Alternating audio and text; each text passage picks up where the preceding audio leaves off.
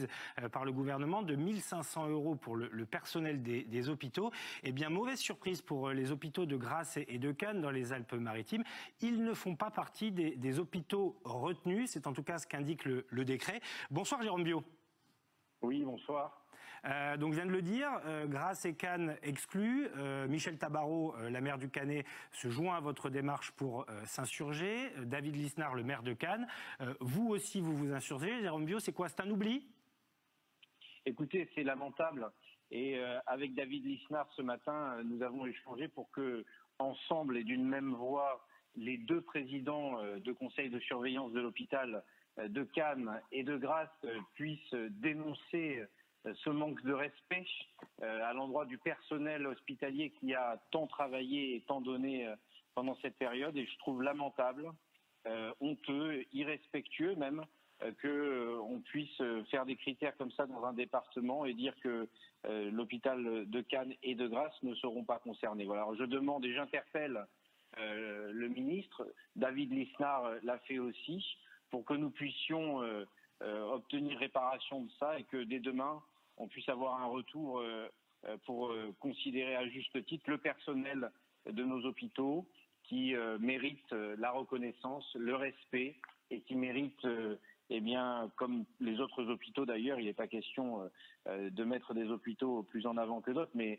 le travail a été fait et je crois qu'on leur doit ce respect, cette reconnaissance. Alors pourtant, c'est ce qu'a fait le ministre de la Santé, puisque le 15 avril dernier, il a donné ces fameux critères, vous avez prononcé le terme, donc prime de 1 500 € à tous les agents qui travaillent à l'hôpital dans la trentaine de départements les plus touchés par l'épidémie et dans les 108 services Covid, enfin dans les services Covid des 108 hôpitaux de référence. Parce que tout simplement, ces deux hôpitaux ne manquent pas de critères, si vous me passez l'expression. Écoutez, je trouve ça lamentable et incompréhensible.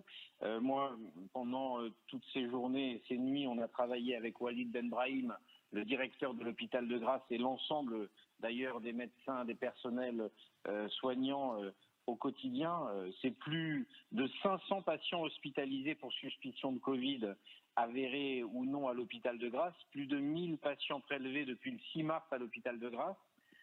L'hôpital de Cannes a été aussi dans un rythme très soutenu et donc je pense pas qu'on puisse appliquer des logiques de calculatrice ou de critères et je crois que nos personnels de santé méritent mieux que ça et j'espère que c'est une erreur ou un oubli et que rapidement eh bien on va nous dire que chaque personne mérite qui a été dans cette situation de prise directe avec la difficulté mérite cette reconnaissance bien légitime.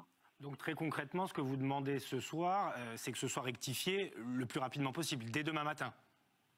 Écoutez, avec le président de l'hôpital de Cannes, du conseil de surveillance et moi-même, on s'unit pour demander que ça soit rectifié immédiatement.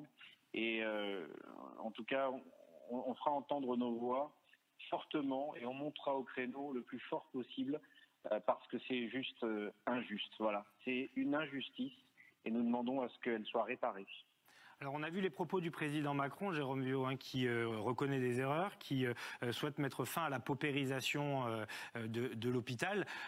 Avec cette décision gouvernementale, c'est mal parti. C'est un peu, c'est un peu contradictoire la position du président et le contenu de ce décret.